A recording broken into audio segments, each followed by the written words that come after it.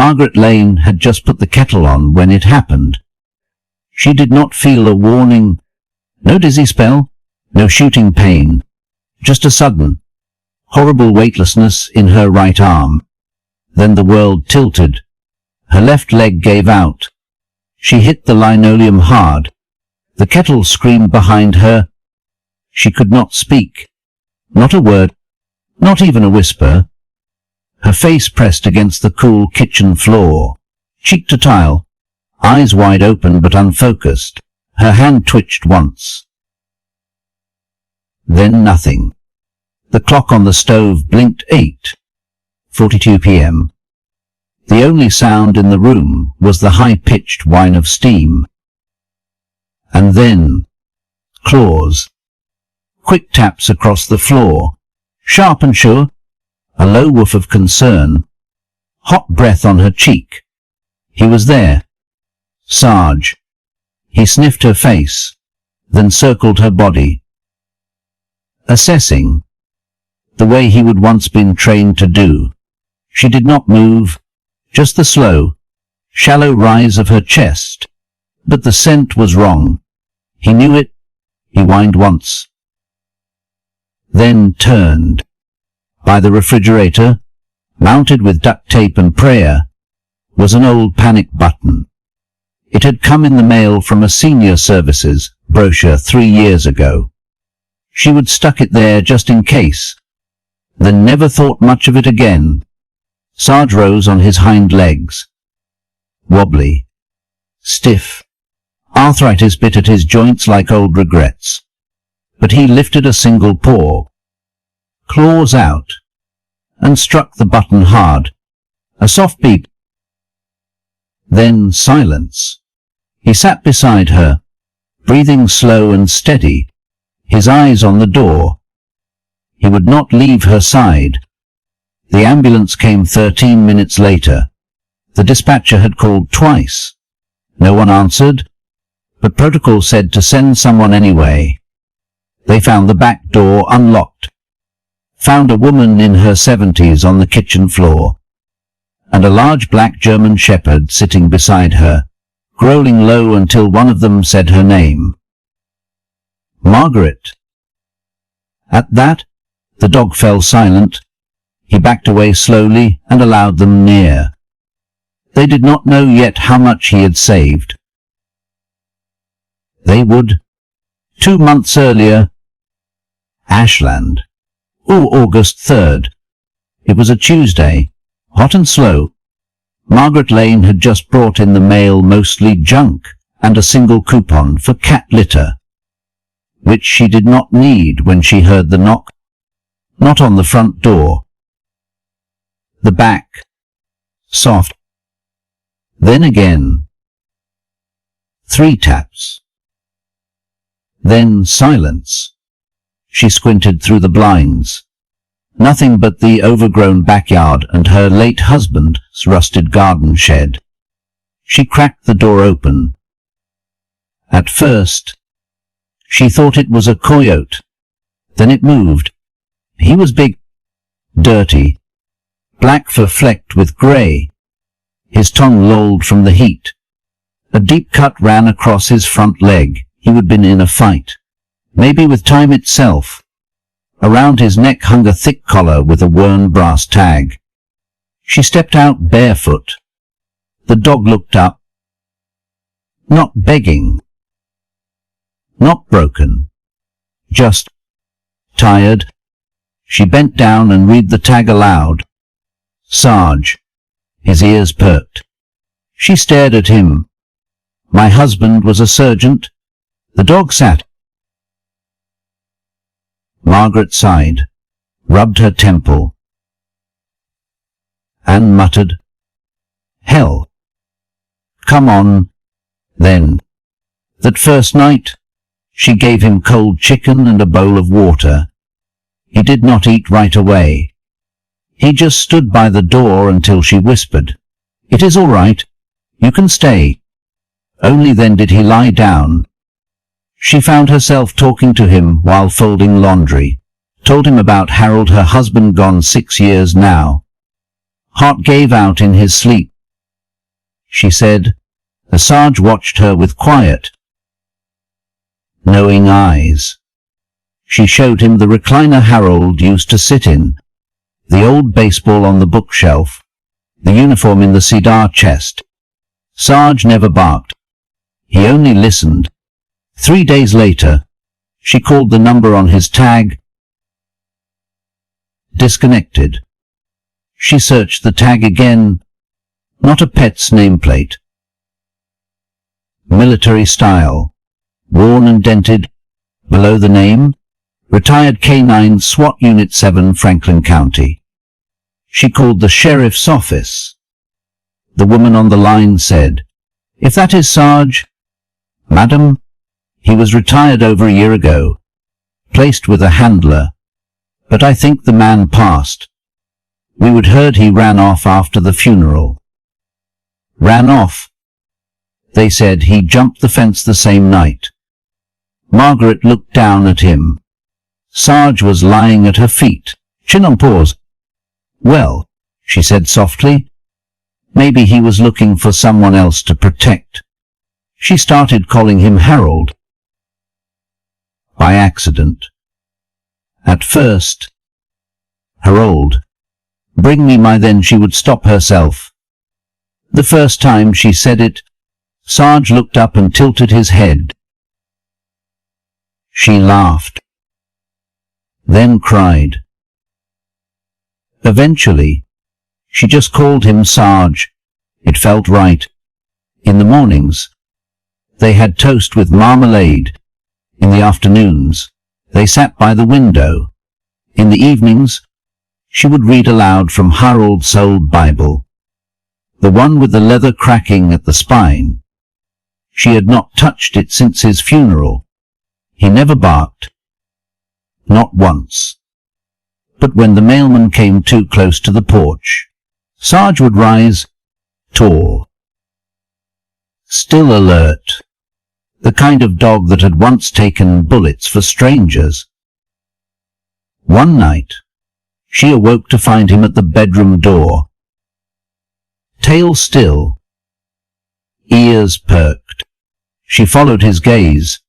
Nothing but wind. Still. She whispered, "Thank you for checking." He stayed there the rest of the night. People talked. Of course they did. Margaret took in some old police dog. They said at the diner, "You know how she has been since Harold passed." But one neighbor, June Carpenter, 2 houses down, stopped by with a can of biscuits. "You look better," she said. Margaret just smiled, and meant it. Back in the hospital room, 2 days after the stroke, Margaret Lane opened her eyes.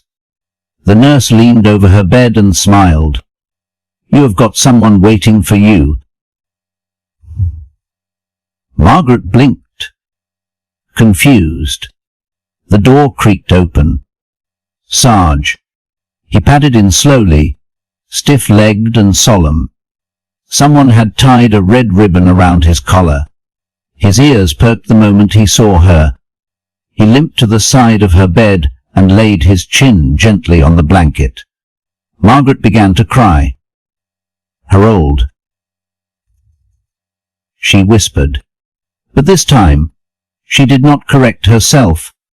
She placed a hand on his head and closed her eyes. "I knew you would come." Part 2. The dog in the photograph. The hospital room smelled like lemons and bleach. Margaret Lane sat propped up against stiff pillows, an IV dripping beside her and her right arm resting on a foam brace. Her speech was coming back slowly. The doctors called her lucky. She did not feel lucky. She felt tired. But when Sarge entered the room that second morning, tail gently swaying, something inside her steadied. The nurses had cleared it some emotional support exception after hearing how the dog had saved her life. And he had. The EMT said they found him sitting beside her like a soldier at his post, refused to move until they said her name. She reached her good hand down to the thick fur between his ears. He leaned into it with a soft huff. Old bones, but faithful to the last. You remembered? She whispered. Then softer. You came back, later that week, when June Carpenter offered to bring her mail in. Margaret gave her a strange request. Could you check the cedar chest in my bedroom closet? The one with Harold's things. June blinked. Of course. Anything in particular? There is a photo album. Leather-bound. Look for one with a torn corner and an old police badge stuck inside. 2 hours later, June returned to the hospital, holding it like it was sacred. Margaret opened the book with a reverence she had not felt in years. Ashland, Uyo 1976. Harold Lane was 32 years old when he joined the Franklin County SWAT Division. He had hands like concrete blocks and eyes that softened only when he spoke to children or dogs. Before that, he worked patrol in rural Coshocton, drove an old Ford, wore boots even in summer, and carried a leather-bound notebook where he wrote down license plates and poetry alike. He met Margaret at the 4th of July dance. She wore a red dress. He wore scuffed boots. They married in September, bought a little house on Maple Avenue with a big yard and a pear tree that never bore fruit. Life was simple. Loud sometimes, especially when Harold sang off-key to Johnny Cash while fixing the sink. But good, so very good.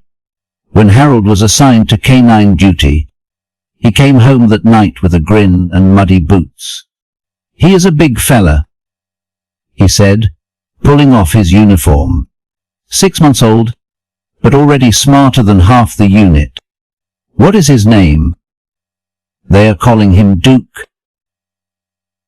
She frowned. Sounds like a bar bouncer. Harold laughed. Sounds like a damn fine partner to me. The first time Margaret met Duke, she stayed by the porch while Harold opened the tailgate of the cruiser. The dog sat perfectly still. Sleek black coat. Ears sharp.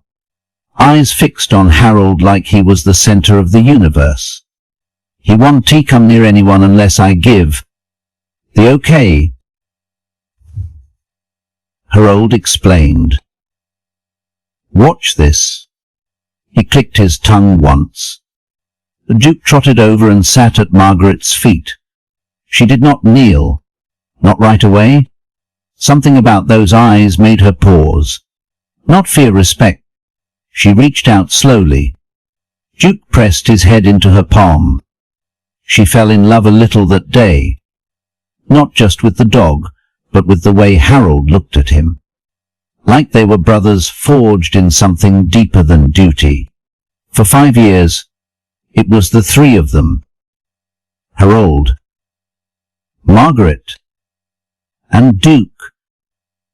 Sometimes, Margaret would sit on the porch, swing reading a book while the two of them trained in the yard. Duke could sniff out a shell casing from 50 yards. He could scale a 6-foot wall. He never barked unless told to, but he always barked goodbye when Harold left for work. One short, sharp note, and every night, at 6:17 p.m., Duke would rise and wait by the door, tail wagging once every 10 seconds, right on time. Harold used to joke, "One day I'm going to die on duty, and that dog will be the one who notices first." Margaret never laughed at that. She believed him. The night Duke was injured, Harold came home in bloodied pants. Margaret ran to the door. "Is it yours?" he said. Voice flat. It is his. Duke had been stabbed during a domestic disturbance call, protected Harold from a man with a broken bottle, took the blade to the shoulder. Didn't he flinch? Still brought the man down. The vet said he would live, but he would never be the same. Retirement came fast. Harold asked if they could keep him. The department said no policy required all K9s to be reassigned to active handlers or shelters. Margaret wrote a letter. Hand-delivered it to the station chief. 2 weeks later, Duke came home for good. One photo in the album caught Margaret's eye now. Lying in that hospital bed, Harold kneeling beside Duke, one hand on the dog's scruff, the other holding a ribbon medal. Both of them looked so young, unbreakable. But what drew her breath short was another photo tucked behind a page of yellowing newspaper clippings. It was Duke on the porch. Not in 1982. Much later. Older, greyer, but unmistakable. Harold must be taken it a year before he died. She never remembered seeing it before. She looked at Sarge, lying on the hospital floor, head tucked under one paw. Her hand trembled. Is it you? He did not move. Didn't he confirm? But in that silence, in that soft hospital room glow, she believed it. Harold passed on a Thursday in February. Cardiac arrest. He had been raking the front yard. She found him lying in the brittle grass, face turned toward the house. Duke disappeared a few weeks later. Ran out the gate when the gardener left it open. She searched for weeks. Called every shelter in 3 counties. No sign. People said maybe he went looking for Harold. She cried for him like she cried for a person. All these years later, could it really be? A soft knock at the door interrupted her thoughts. It was Nurse Phillips. Lane. There is someone from the canine unit here. Said he might know your dog. A man entered, mid-50s. Short hair. Badge on his belt. I am Sergeant Ellis. I saw a photo of your dog online. Through a rescue group. That dog, he looks just like Duke. Margaret did not blink. Because he is Duke. The man frowned. But Duke went missing after his handler died. That was? What? 5 years ago? 6? And he would be what? 15, that is ancient for a working dog. Margaret nodded. But he never stopped working. Sarge lifted his head then, walked to Ellis, sniffed once, then returned to Margaret's side. The sergeant stood silently for a moment, then gave a slow nod. Well, madam, he said gently, if that dog found his way back to you after all these years, maybe it is because he knew he was coming home to. Margaret smiled, not with her lips, but with her whole face. Part 3. Where he belonged. The ride home from the hospital was quiet. Outside the window, late September leaves drifted across the 2-lane road like paper promises. The sky hung low and grey, and Margaret Lane, draped in a woolen coat she had not worn in years, kept her eyes on the trees, as if afraid they might vanish if she blinked. Beside her, in the back of June Carpenter's Bic, Sarge lay still, his head on his paws, breathing slow, watching.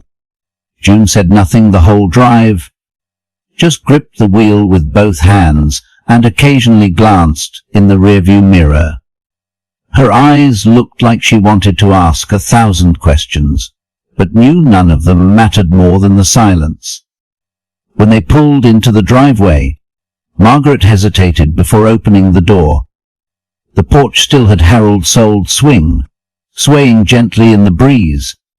The pear tree still stood stubborn and fruitless in the yard. Nothing had changed, and yet everything had. June helped her up the steps slowly. Margaret's right leg dragged a little. Her grip on the rail was tight. She hated feeling weak in front of other people, but June did not comment. Just waited. Sarge waited too. At the top of the stairs, he nosed the front door once, then looked back at her, like asking for permission. Go on. Margaret whispered. Breath-catching. He pushed the door open with his shoulder, and just like that, they were home. The living room smelled faintly of lemon oil and dust. Someone, probably June, had tidied up. The blanket on the recliner was folded neatly. The radio was off. The quiet was thick. Margaret eased down into her chair, pressing a hand to her chest. Sarge circled once and lay at her feet. It was exactly like old times, and not like them at all. That night, Margaret could not sleep.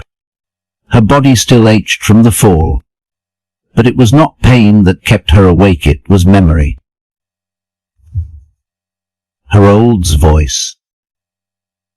Duke S. Bark. Laughter in the kitchen from 20 years ago. She turned toward the empty pillow beside her and whispered, I know it is you. I do not care what the world says. You found your way back. From the living room, Sarge let out a soft, almost human sigh. The next morning, she made 2 slices of toast. Habit? Maybe. Or hope? Sarge sat beside her at the table, ears alert, eyes steady. She dropped a crust on the floor. He did not touch it. She smiled, still waiting for permission. Huh. Then nodded. All right. Permission granted. He ate. Later that week, a package arrived at her door. No name on the box, just the return address, Franklin County 9 Division. Inside was a single black and white photograph. Laminated, it showed Harold young, lean, with the smile he would lost somewhere in the mid-90s, kneeling beside a dog. Same intelligent eyes, same proud stance. Duke. But younger, and clipped to the corner of the photo was a tag. The brass was tarnished, but the engraving still clear. K9 Unit Sergeant Franklin SWAT. Her hand trembled as she lifted it. She turned it over.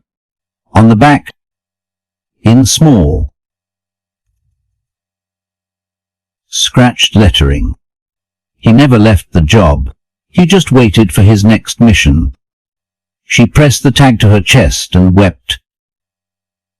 Days passed. Autumn thickened. Leaves piled along the sidewalk in waves. The neighborhood kids stopped coming around, partly because school was back in, partly because an old lady and her war-worn dog were not much of a spectacle anymore, which suited Margaret just fine. She and Sarge had their routines. Toast and classical music in the morning, a slow walk to the corner and back in the afternoon, and in the evenings before the news. Before the ache in her hip got too loud, Margaret would sit by the fire and talk to him. About Harold, about the dream she did not chase, about the pear tree that never gave her fruit. He always listened. One afternoon, Margaret was sitting on the porch when a truck pulled up to the curb. She squinted. Ashland Hardware. The man who stepped out was young, nervous, carried a clipboard and a bundle of wire. "Madam, I am here to install the security system your neighbor requested. I did not order anything." He blinked, checked the form, says it was a gift. Anonymous, full home coverage, motion sensors, fire alert, medical panic button in every room, even got the canine tag for the collar. Margaret stared at him, and then laughed. A short, hoarse sound that surprised even her. "Well," she said, "he will know how to use it better than I will." That night, after everything was installed, she sat on the floor beside Sarge. "I think someone wants you to keep guarding me," she said. He nuzzled her hand, then lay down with a grunt. She did not tell anyone, but that night, she slept without her bedroom light on for the first time in 6 years. Then came the phone call. It was a Thursday, drizzling rain outside. Margaret was folding towels when the landline rang, one of the last in the neighborhood, still with a cord. The voice was familiar, but older. "Lane, this is Officer Tim Rourke. I worked with your husband back in the 90s. She sat down slowly. "I heard you might be taken in a dog." He continued. "Black Shepherd. Retired unit. Goes by Sarge." Her throat tightened. "Yes, I did." A pause. "The dog saved my life," he said, voice shaking. "In 98. Hostage situation. I still have the scar where he dragged me out of a burning room." She covered her mouth. "I just never got to thank him. Or you. I heard he ended up in a shelter after Harold passed. Then vanished. He came home." She whispered. "Glad," he said. "That dog, he never forgot who he served." Never. Later, she sat with the phone in her lap, staring at nothing. Then she reached for the old album again. The photo of Harold and Duke side by side seemed clearer now, like time had peeled back a layer of dust. She turned the page. And there, tucked in the corner she had not noticed before, was a handwritten note in Harold's blocky script. "If anything happens to me, do not be afraid. Duke knows the way home." That night, as wind scratched the windows and the fire crackled low, she turned to Sarge and said, "I think you always knew, did not you?" He looked up. She placed the tag, his old brass one, back around his collar. "Welcome home, soldier." He closed his eyes. Content. Part 4. The Winter Storm. The first snow came early that year. October had not even finished breathing when flakes began to drift past the kitchen window. Slow and steady like old music, Margaret Lane stood at the sink, hands in warm soapy water, watching the white dust settle on the porch steps. She smiled. "It is too soon," she said aloud. Sarge sat in his usual spot beside the radiator, eyes half closed, but at the sound of her voice, he lifted his head, ears twitching. Margaret dried her hands on a dish towel and looked down at him. "Well, looks like we are in for a long one this year. Just like 79. Sarge did not react. He did not have to. He remembered the cold. Back then, Harold had spent hours digging their old Bic out of the snowbank after every storm. Margaret would watch from the window, holding a mug of instant coffee, Duke sitting by her feet. She used to complain about the drafts under the door, the cracks in the windows. Harold would say, "It keeps us tough."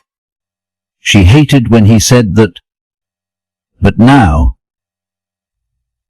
looking back, she missed that kind of toughness, the kind that held a family together, even when things got quiet, even when life shrank down to routine and silence.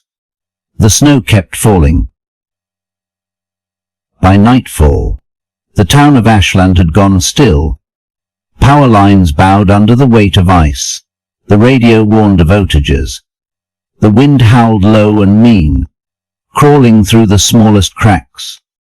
Margaret checked the thermostat 67. She opened the closet and pulled out an old quilt, the one her mother had soon after the war.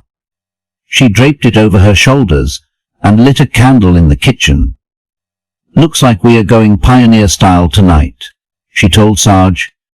He gave a soft grunt in reply, but she saw it then how he moved slower, stiff from the cold. His back legs trembled when he stood. The arthritis was winning. She crouched down slowly, carefully, and laid a second blanket beside the radiator. "There," she said, patting it. "Sentry's a spot." Sarge settled into it with a grateful huff. Hours passed. The power flickered once, then went dark. The house sighed, like it had been holding its breath all day. Margaret sat in her recliner, candle on the table beside her, wrapped in layers and silence. The wind scraped at the windows. She could almost hear Harold's voice in it, could almost see him standing by the door in his old flannel shirt, boots caked with slush, shaking snow from his sleeves and grinning like a fool. And in her lap, she held the photo of him and Duke. The edges were frayed now, but the image remained. Two souls who never needed words to be understood. A loud crack split the night. Margaret jumped, heart pounding. She rose too fast, stumbled slightly, caught herself on the table. Sarge shot to his feet, no hesitation, limping but alert. He moved to the door, ears sharp, nose in the air. "What is it?" she whispered. Another sound, closer this time. The wind. Too rhythmic. Knocking. 3 short raps on the back door. Margaret's throat tightened. That knock? It was the same pattern from months ago, the same sound from the night he arrived. She shuffled slowly toward the kitchen, Sarge by her side. When she opened the door, there was no one there, just snow and silence. But on the porch sat something she had not seen in years, a small wooden box, wrapped in weathered blue twine. She brought it inside, brushing snow from the lid with trembling fingers. Sarge sat beside her, tail still. The box was familiar. Harold's. He used to keep old keys in it, matchbooks from diners, little pieces of memory. She had not seen it since he died. When she opened the lid, a small envelope rested on top. Her name, in his handwriting. Inside, a folded note and a single Polaroid photo. The note read, "If this finds you, then Duke did too. I told you he always found his way." Her knees gave out. She sat on the floor, heart thudding like a drum. She clutched the note to her chest and sobbed. Sarge leaned into her, silent as always, but warm, solid, real. By morning, the storm had passed. Sunlight broke through the frosted windows. The house looked peaceful, like nothing had happened. But everything had changed. The power came back, the pipes grown back to life, and Margaret brewed coffee the old-fashioned way, heating water on the gas stove. She poured 2 mugs, set one on the floor. Sarge did not drink it, he never did, but she liked the ritual. It reminded her that she was not alone. That afternoon, she called the sheriff's department, asked for Officer Tim Rourke. Lane, he said, when he got on the line, I was just thinking about you. She explained what had happened. The box. The knock. The note. There was a long pause. I know this might sound strange. She said, but do you think Harold left the box out there years ago, and Duke Sarge found it, carried it somewhere safe? Rourke did not laugh. He did not scoff. Instead, he said, I think that dogs spin holding on to more than we will ever understand. Margaret hung up and walked out onto the porch. The snow had melted in small patches, revealing frozen grass beneath. She looked down at the step where the box had sat. There, pressed into the snow, were 2 paw prints. Fresh, precise, and something else. Next to them a single boot print. Not hers. Not recent, softened by snow and time. But there, she stared at it for a long while. Then whispered, I see you, Harold. That night, she did not close the curtains. She left the porch light on, just in case.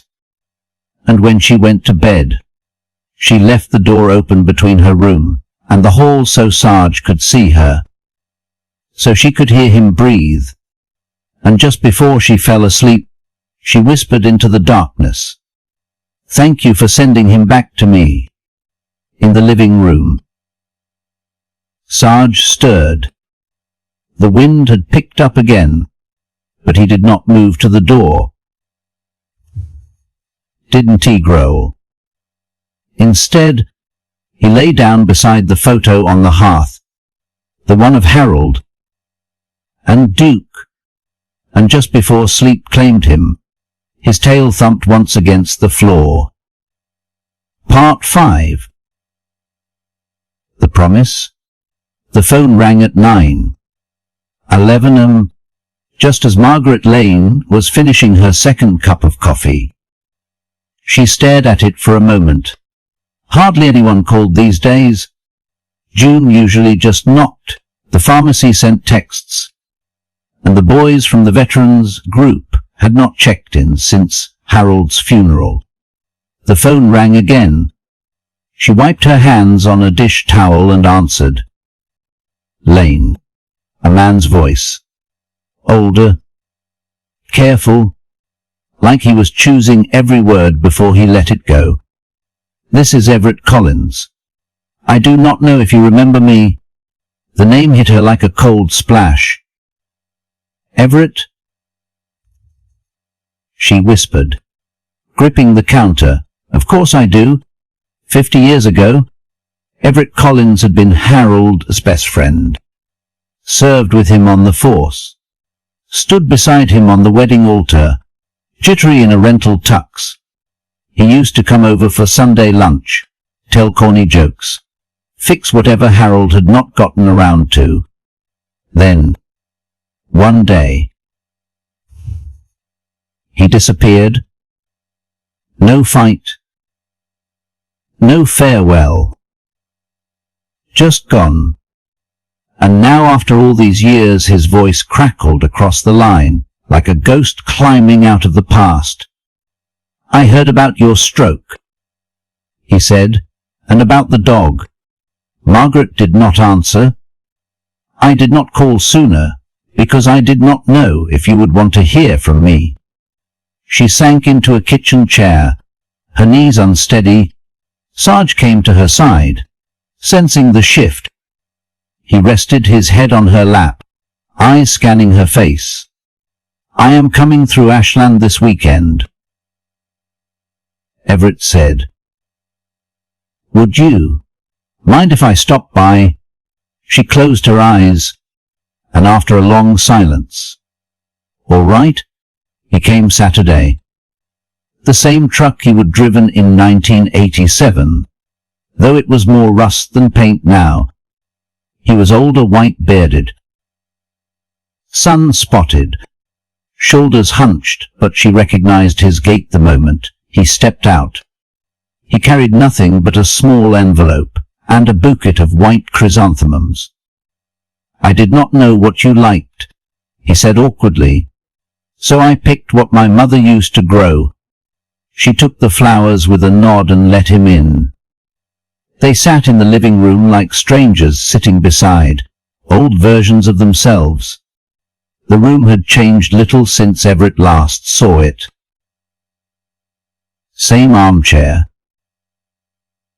same wallpaper, same dent in the floor by the coffee table. Sarge sat across the room, watching Everett with steady, unreadable eyes. Everett leaned forward and rubbed his hands together. That him? That is Sarge, Margaret said quietly. He chuckled. I will be damned. Then his voice softened. Looks just like Duke. Margaret nodded. It is Duke. Everett froze. The can be?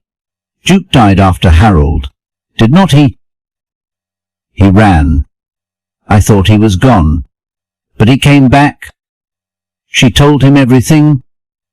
The knock at the door. The tag. The photograph. The hospital. The paw prints in the snow. By the end, Everett's hands trembled. Margie, he said, voice cracking. I need to tell you something.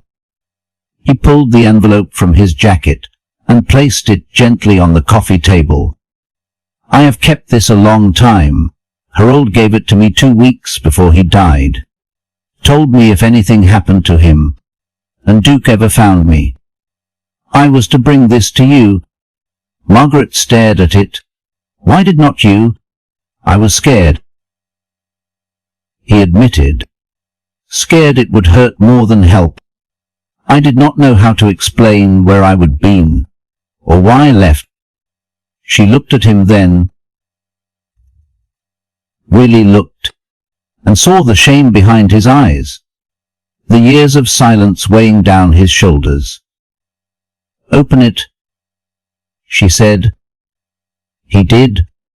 Inside was a folded letter, written in Harold's thick, blocky hand. Margie, if you are reading this, it means something's happened. I hope not. I hope I am old and grumpy beside you when you get this. But just in case, I need you to know 3 things. First, I love you more than I ever had words to say. You gave me a home, a purpose, and you forgave the things I could never forgive myself. Second, Duke is special. He is more than a partner. He is family. If he is still alive, please let him stay with you. He will take care of you like I would. Probably better. Third, I asked Everett to keep this letter, because I could not bear to leave it with you myself. I have always known he was more than just my partner. He was yours. Once, I saw the way you looked at him before you looked at me, and I know the things I never asked. I never had to. It never made me love you less, not for a second.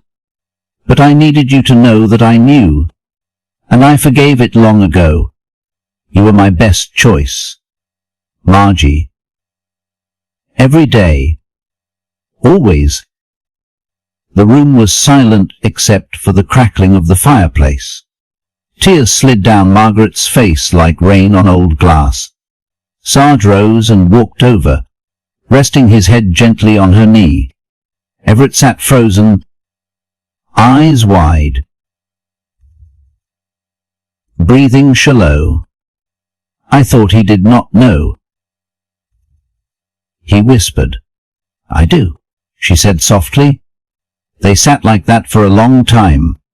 3 people and 1 dog bound by things said and unsaid. Eventually, Everett stood. I should go, he said. Margaret did not stop him. But before he reached the door, she asked, Why did you leave? Everett? He paused, hand on the knob. Because it was too hard, he said, being near you, and knowing I was not the one. She nodded. I always wondered if you would come back, she said. I always wondered if I would be welcome. They did not hug, they did not shake hands. But as Everett stepped off the porch, he looked back once, just long enough to see Sarge sitting tall in the doorway watching. That night, Margaret lit a single candle and placed Harold's letter beside his photo on the mantel. Then she turned to Sarge. You knew, did not you?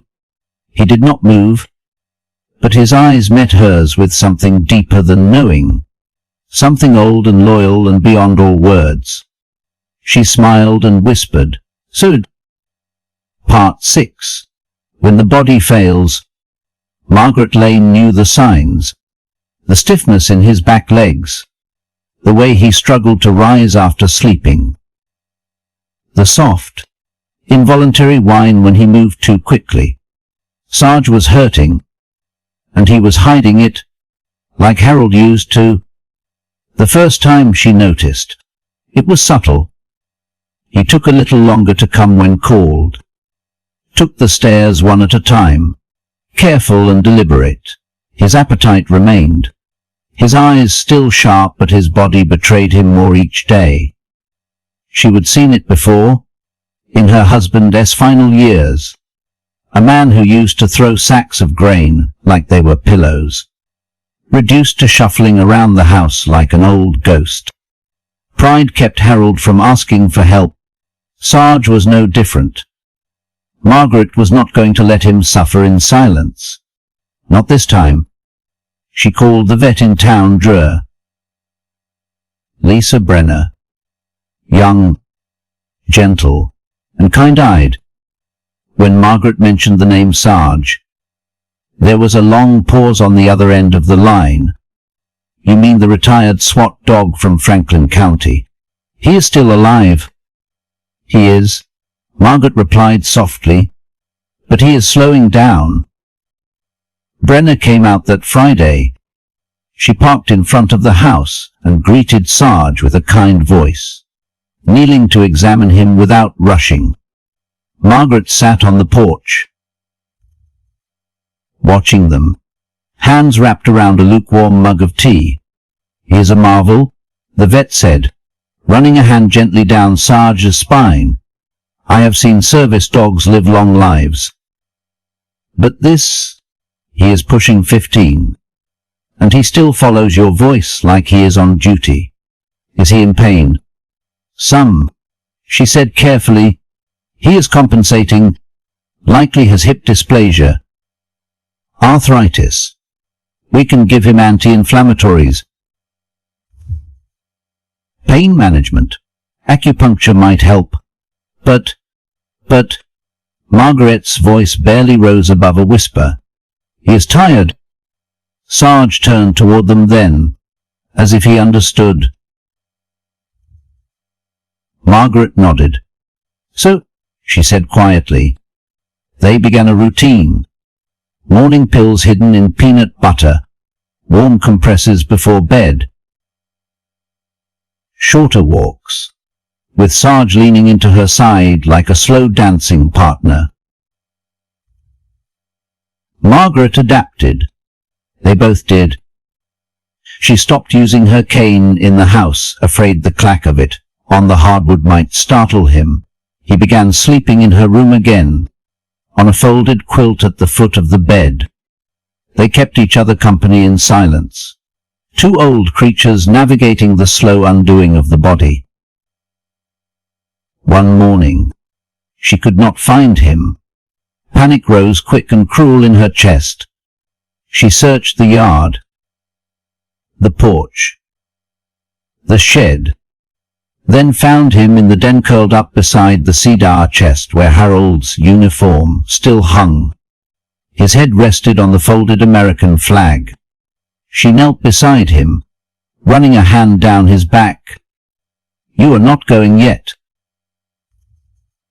she whispered, tears pricking the corners of her eyes. "I am not ready."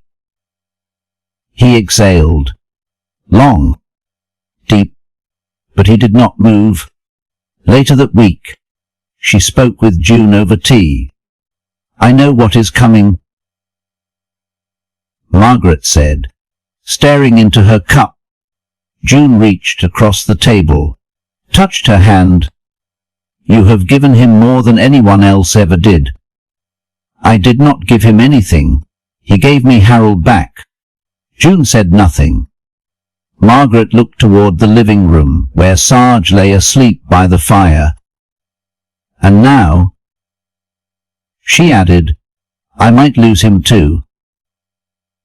That night, Margaret woke to the sound of heavy breathing. Not hers, not Sarge's either. She turned on the bedside lamp and gasped.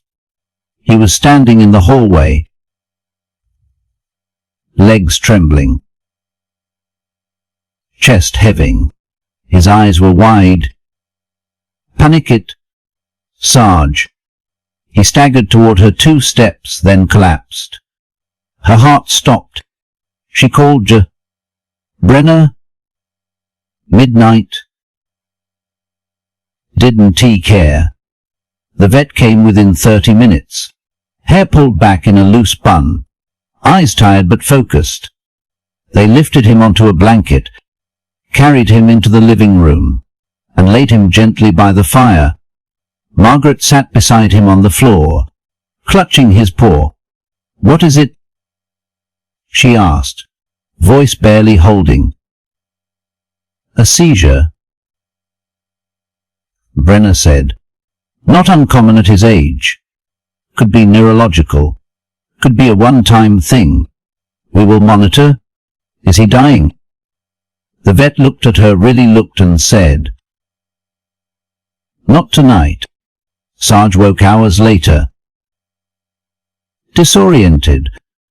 But when he saw her, his tail thumped once against the hardwood. She leaned over, placed her forehead gently against his. "You scared the hell out of me." He licked her hand. "Just once. That was all." 4 days. She did not leave his side. Read aloud from Harold's soul book Steinbeck. Mostly. Played vinyl records on the dusty turntable. Let the fire burn until the whole house smelled like ash and cedar. Every now and then, Sarge would rise and nudge her hand. "Still here," he seemed to say. "Still watching. Still yours." Then came the knock. Not at the back door. The front. It was Tim Rourke again, the officer who decalled weeks ago. He looked older this time. Tired. "I heard what happened," he said.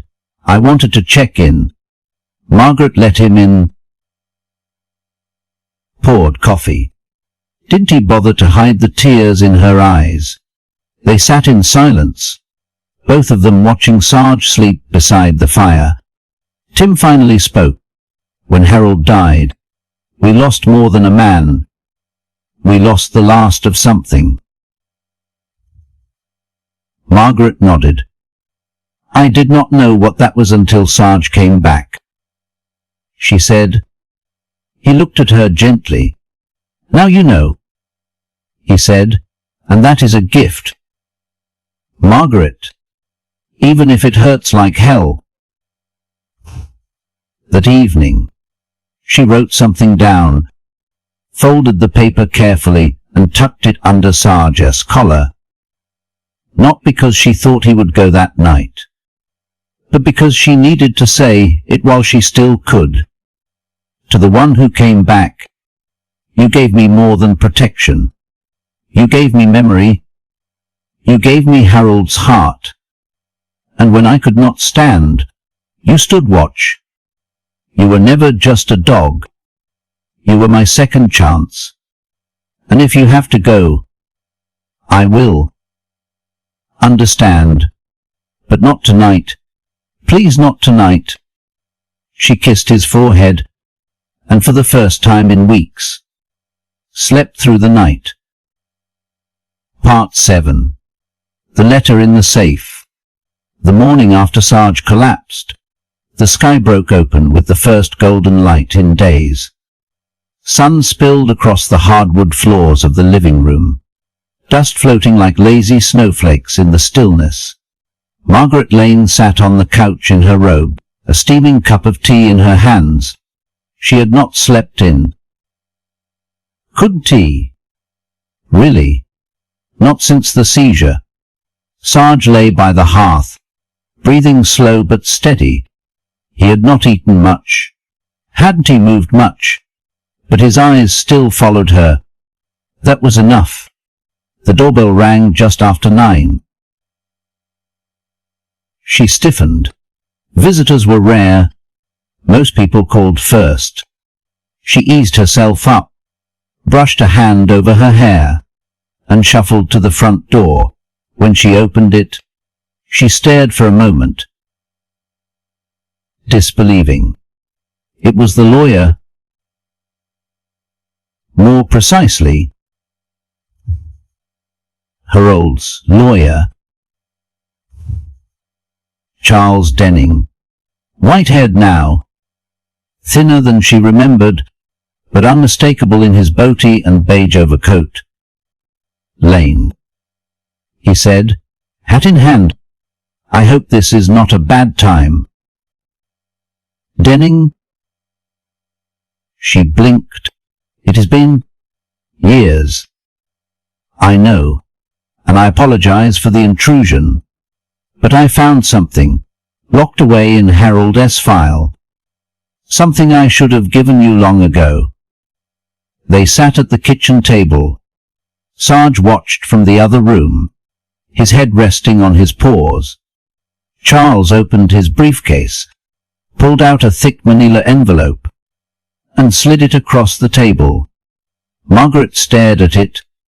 Her name was written in Harold's blocky handwriting.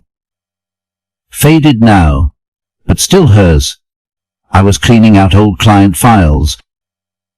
Charles, said, came across this in a locked drawer. Harold must-have brought it in during his final year. Told me not to release it unless something happened to Duke. Margaret touched the envelope with trembling fingers. And something has... She whispered. Inside the envelope was a folded letter, a key, and a photograph. The photo showed Harold, younger than she remembered him in the last years, standing beside a battered gun safe, one hand on Duke's collar. Behind them, the garden shed. Margaret stared at it, heart pounding. I thought that safe was empty.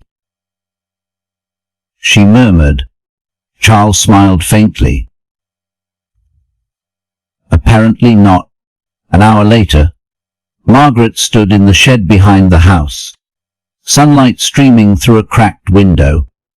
The safe was still there, tucked under an old tarp, hidden behind Harold's dusty toolbox. She had not touched it since the week he died. The key slid in with a soft click. Inside was a single wooden box, wrapped in cloth, and a brown envelope with the word "if" written in bold Sharpie. She opened the letter. Margie, if Duke ever comes home, then God heard me. And if you are opening this, then you have let him back in. There is something I never told you. Before I passed, I made arrangements, silent ones. A donation. A favor from the department. Quiet papers filed, in case Duke made it back to you. Inside this box is a certificate. It is yours, or rather his.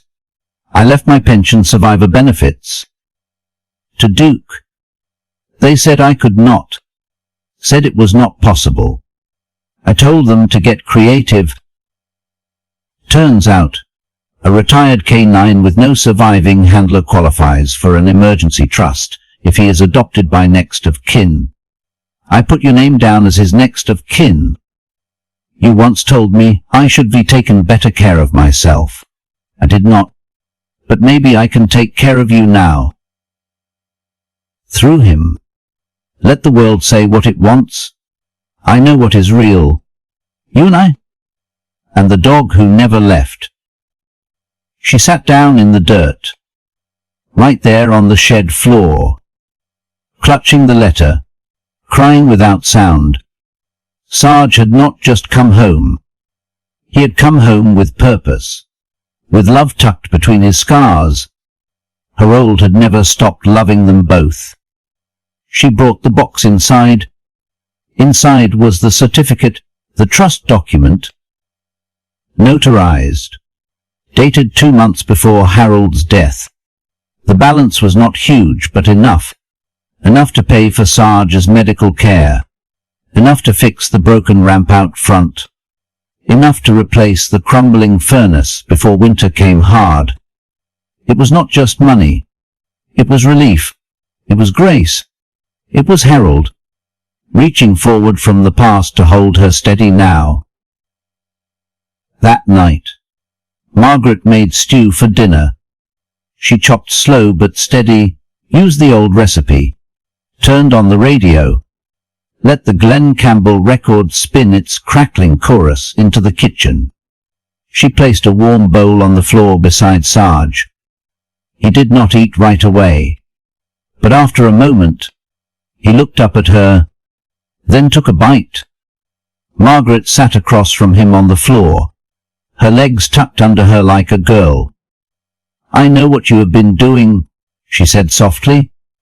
You have been trying to protect me from everything, even time. Sarge's eyes were half-lidded now, but alert. She reached out and placed a hand on his paw. But you do not have to carry it all anymore. Harold left something for us, a way to breathe a little easier. You were his last act of love. Her voice cracked. You always were. She hung the photograph above the mantel that night, the one of Harold and Duke beside the shed. Beside it, she placed the trust certificate in a modest wooden frame. Let people laugh if they wanted. Let them question. She did not care. Love wore 1,000 faces, and some of them had fur and 4 legs and eyes that never looked away. June came by the next morning, brought coffee and fresh rolls from the bakery. When Margaret told her everything, June covered her mouth, blinking hard. Harold always was a quiet romantic. She said. Margaret laughed, a soft, etching sound. Yes, she said, and stubborn as hell. Together they sat on the porch, watching Sarge lie in a sunbeam, one paw crossed over the other like a gentleman at rest. Margaret sipped her coffee and whispered to herself, not quite sure June could hear. He kept his promise. You know, he never let go. Part 8. The Road Back. The letter came in a pale yellow envelope, with no return address. Inside, a folded sheet of thick paper. Handwritten, in the careful loops of someone who had not written by hand in a long time. It read, Lane. I was Harold's rookie partner back in '94. He probably mentioned me as the kid who could not aim worth a damn. I was cleaning out an old locker at the Franklin precinct and found something you should have. If you are able, I would like to give it to you in person. I know it has been years. I also know how much Harold talked about Ashland and that little white house with the pear tree. Would you be willing to come visit the old department? One last. Respectfully, Daniel Rise. Margaret Lane read the letter 3 times before folding it carefully and setting it beside her tea. She stared out the kitchen window, into the morning light. I think we have a trip to make, she said aloud. From his place beside the radiator, Sarge opened one eye. Ashland to Franklin was not far, about an hour and a half by back roads. Margaret packed light, a thermos of coffee, 2 peanut butter sandwiches. Sarge's medication. And the letter? She took the photo from the mantel. Not Harold's badge, not the trust certificate, just the photo, Harold and Duke beside the shed, smiling like they had not yet learned what it meant to grow old. The weather was crisp and kind. October still held to its golden edges. The trees lining Route 42 painted in fire and rust. Margaret drove slow, one hand on the wheel, the other occasionally resting on Sarge's shoulder, where he sat beside her.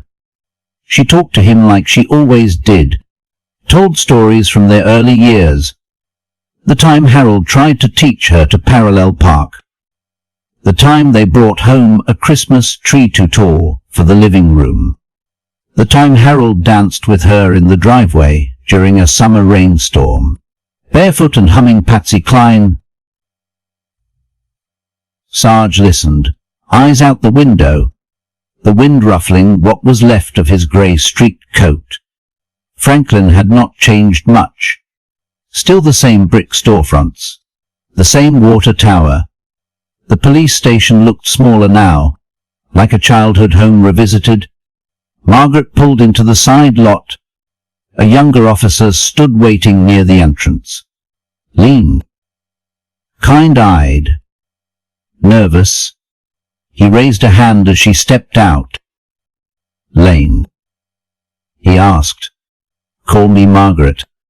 Irondale, he said. Rees. It is really an honor. She smiled faintly. You wrote me. He bent down, looking at Sarge. And this must be him. He is the reason I am still here. Daniel nodded. Harold always said Duke would outlive all of us. Margaret's eyes softened. He was not far off. Inside the station, everything felt smaller, tighter. Margaret's cane tapped softly against the linoleum floors. Daniel led her to a small office in the back.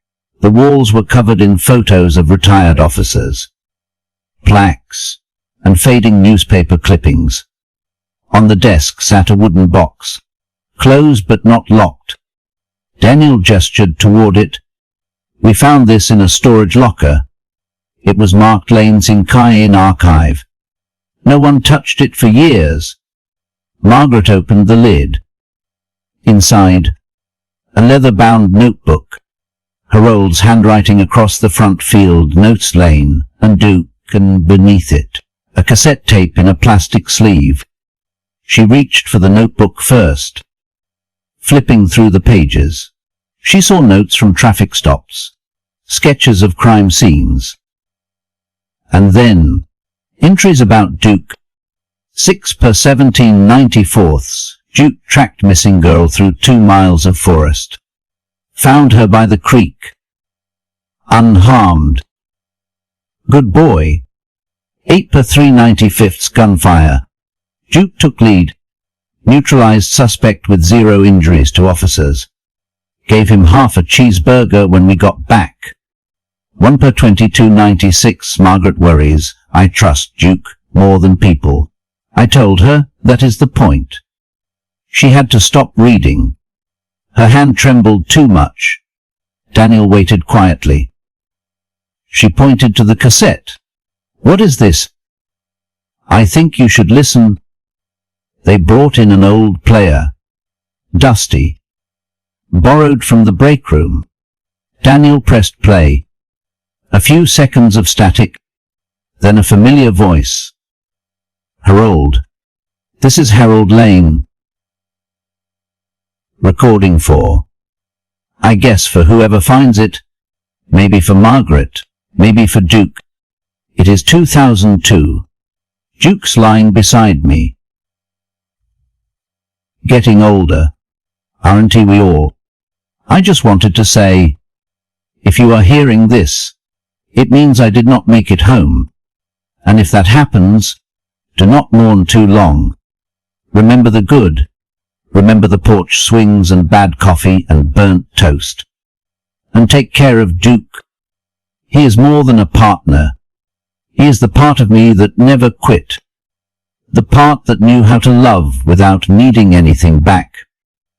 Margie, if you hear this, I loved you more than I ever said, more than I ever knew how. I hope he finds his way to you. He always knew the way.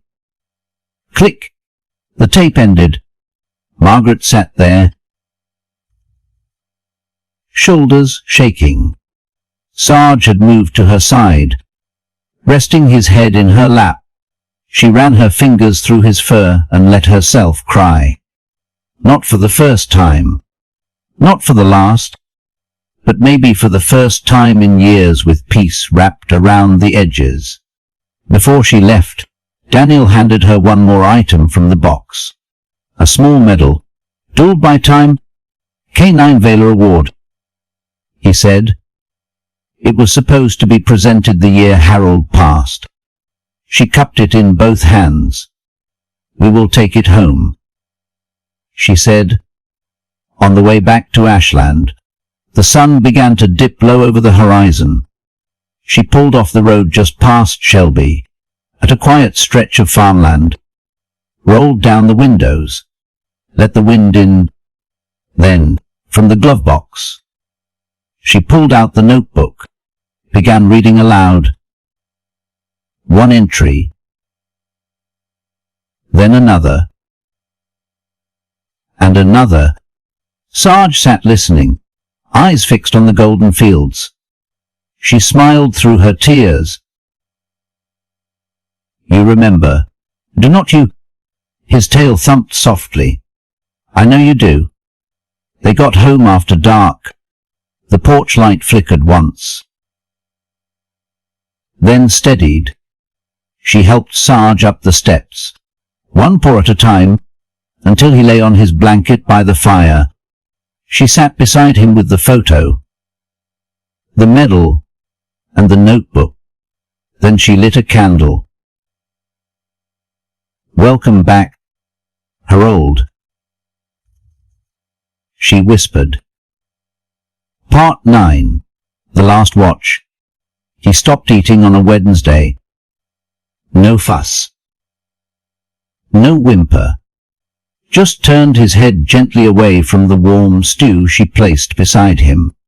The same stew he would eaten every fall since he came home.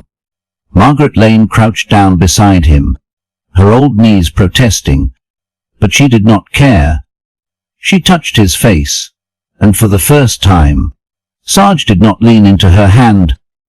He just looked at her, and that look steady, patient, deep as time told her more than words ever could. I know, she whispered. I know. The vet came the next morning. Brenner moved quietly, respectfully, as if stepping into a sacred place. She listened to his heart, checked his joints, watched him try to rise and fail.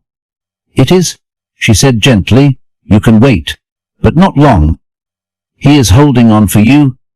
Margaret did not cry right away. She just nodded, then reached into the drawer beside her chair and pulled out the note she had written days ago, the one she had tucked under his collar during his last collapse. She read it again in silence. "You do not have to carry it all anymore. You were never just a dog. You were my second chance." That night, Margaret slept on the floor beside him, blankets spread by the fireplace, her hand resting gently on his shoulder. She spoke to him in whispers, like she had when Harold was sick, like a lullaby only the old and the ancient could understand. "Remember the morning we drove to Franklin? You sat up so straight in the passenger seat, like you were reporting for duty again." His tail thumped once. "I remember thinking I must look crazy. A 76-year-old widow with a war hero dog and a lunchbox full of peanut butter." She laughed, quiet and breathless, then fell asleep beside him as the fire crackled low. The next morning was still, the kind of still that comes after a storm has passed and the world has not quite figured out how to breathe again. Margaret woke to find his head on her lap. She did not move, didn't speak, just stroked his ears, one finger at a time, while the sun crept across the floor in slow amber streaks. June came by mid-morning. She saw Margaret at the window and waved, a bag of cinnamon rolls in her hand. Margaret opened the door, but blocked her from entering. "Not yet," she said softly. "He is still here." June nodded, tears filling her eyes. "I brought these," she said, holding up the bag. "For you." "For?" Later, at noon, Margaret made a phone call. Her voice did not shake. Not once. "Tomorrow," she said to Brenner, "come just after sunrise. He always liked mornings best." She hung up, then turned to Sarge. He had not moved, but when she sat beside him, he opened his eyes, slowly, with effort. "I know you would stay if you could," she whispered. "But Harold's waiting, is not he?" That evening, she prepared the house like she was expecting company, lit a candle in every room, swept the front porch, dusted the photograph above the fireplace one more time. Then she brought out the old radio. It still worked, crackled and hummed, stubborn as ever. She turned the dial until she found it. Johnny Cash. Her old favorite. She laid on the floor beside Sarge again, wrapped in the old quilt her mother had made. "Do you remember the snow?" she asked softly, "when you left the box on the porch?" He blinked once. Slowly. She smiled. "I think Harold taught you how to knock." Sometime after midnight, she felt a shift, a soft breath, a small sound. Sarge raised his head, just for a moment, and looked at the window. Margaret followed his gaze, but there was nothing out there. Just moonlight and pear tree shadows. She rested her hand on his chest, felt it rise, felt it fall, and then no more. The silence that followed was unlike any she would ever known. It was not empty. It was full of everything, the echoes of paws on hardwood, the soft thump of a tail, the weight of a body resting at her feet, the ghost of a dog who never stopped guarding her even from death itself. Margaret did not cry. She placed one hand gently over his eyes and whispered, at ease, "Soldier, you have done enough." Brenner arrived just after dawn, unaware that the worst had already come and gone. When she stepped into the house, she paused. She did not speak. She did not have to. Sarge lay wrapped in his quilt by the fire, his head resting on Harold's soiled uniform. Margaret handed her a small, folded note. "For his records," she said. "I thought maybe he deserved a line or two." Brenner unfolded it and read, "K9 Sarge, formerly Duke. Service. Franklin SWAT. 2009-2017. Awards. Valor. Loyalty. Life-saving commendation. Retired. Unofficially. To Harold and Margaret Lane. Ashland. Final post. Beside the fire, guarding the woman he loved. Brenner's eyes brimmed. She tucked the note away. Quietly, they buried him under the pear tree, the one that had never borne fruit. Margaret laid him in the earth herself, just her and June, and a folded flag that had not been touched. Since Harold died, the small headstone had already been carved. Sarge, the one who came back. Good boy. Afterward, Margaret sat on the porch, hands in her lap, eyes distant. She did not feel sad. She felt full, like a story had ended the way it was always meant to. That night, she turned off all the lights, let the fire burn low, then walked through the house barefoot, touching the places he would love best. The patch of floor where the sun warmed in spring, the hallway where he used to wait for her at night, the back door where he first appeared wet, wounded, but unmistakably meant for her. She placed Harold's photograph back on the mantel, then added a new one beside it. Sarge, not in uniform, not during a mission, just lying in the backyard grass, eyes closed, the wind ruffling his fur. She would taken it the week before he died. She smiled at the photo. You found your way home. Part 10. The seed beneath the snow. 2 weeks after they buried Sarge, the first frost came. It covered the ground like powdered sugar. Delicate and silent, Margaret Lane sat by the kitchen window in her wool cardigan, a steaming mug of chamomile between her hands. Outside, the pear tree stood solemn and bare, its crooked limbs reaching into the sky like an old man praying. She had not touched the spare bowl. It still sat in the corner of the kitchen, clean and empty. She could not bring herself to move it. Not yet. Life after Sarge was quiet but not hollow. She still rose early, brewed tea, and opened the curtains to let in the morning light. The old house creaked differently now. More echo, less breath. But she was not afraid of the silence.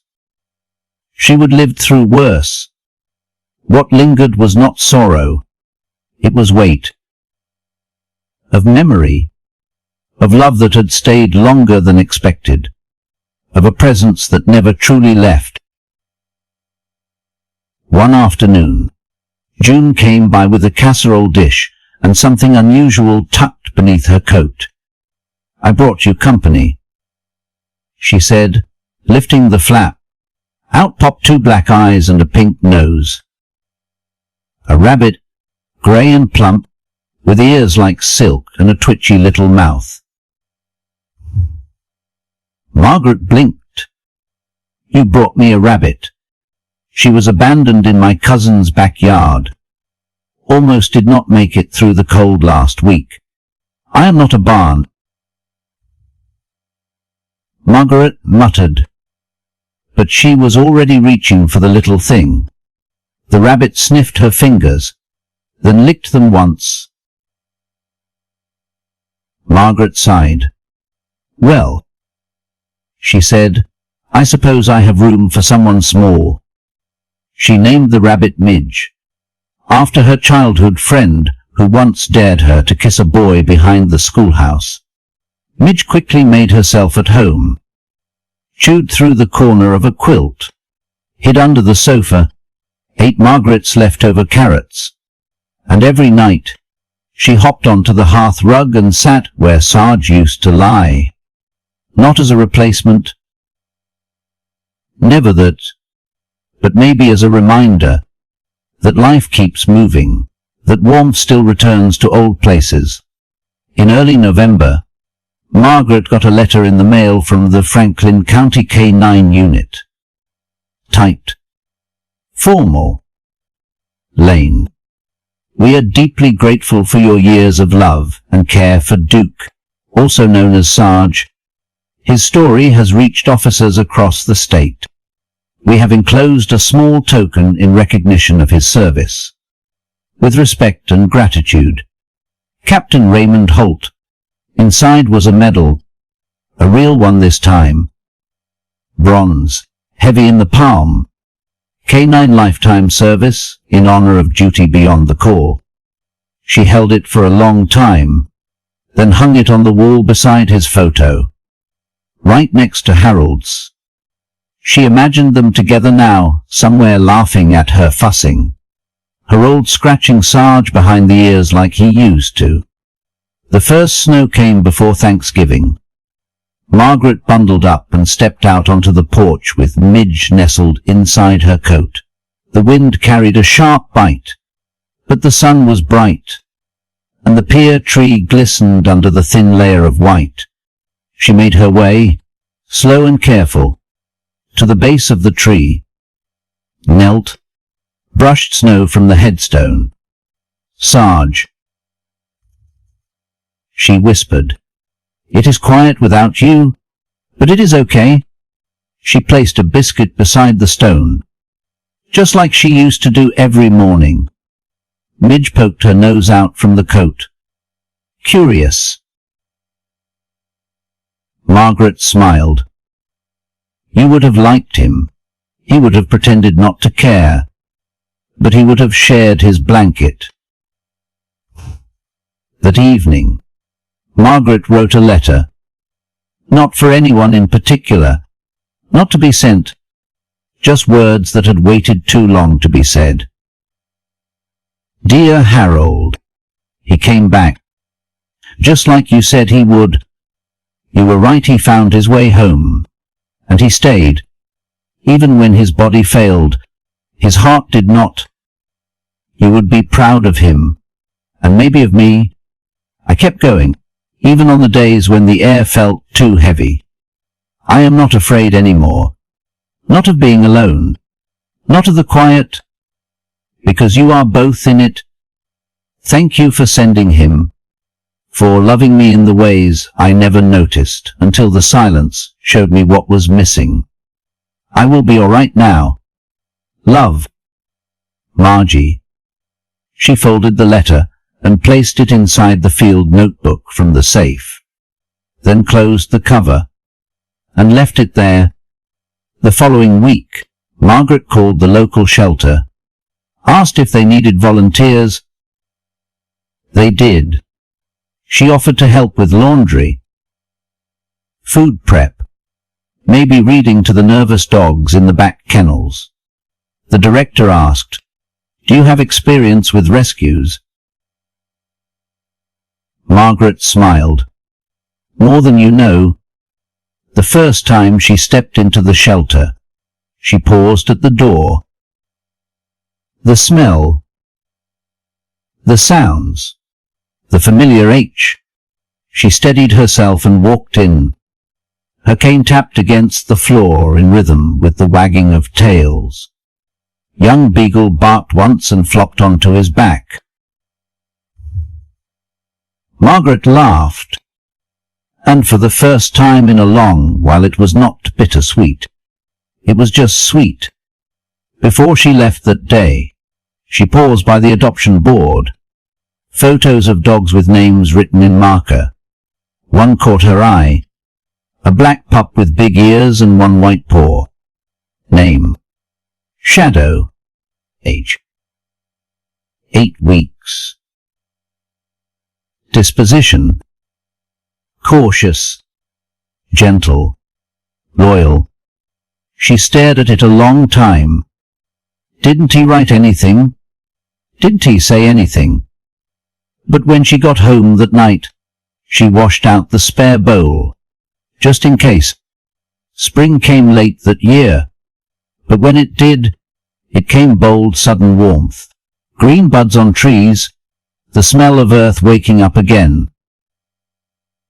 One morning, Margaret walked out to the pear tree, and there beneath the frost-bitten roots tiny white blossoms had begun to bloom. For the first time in 40 years, the tree was bearing fruit. She laughed out loud. Midge hopped in excited circles around her boots. Margaret bent down, touched the bark, and whispered, "You were just waiting, were not you?" Inside the house, the spare bowl was full, and beside it, a small collar, not a replacement. Never that, but a beginning, a seed that had slept under snow and memory, waiting for the warmth to return.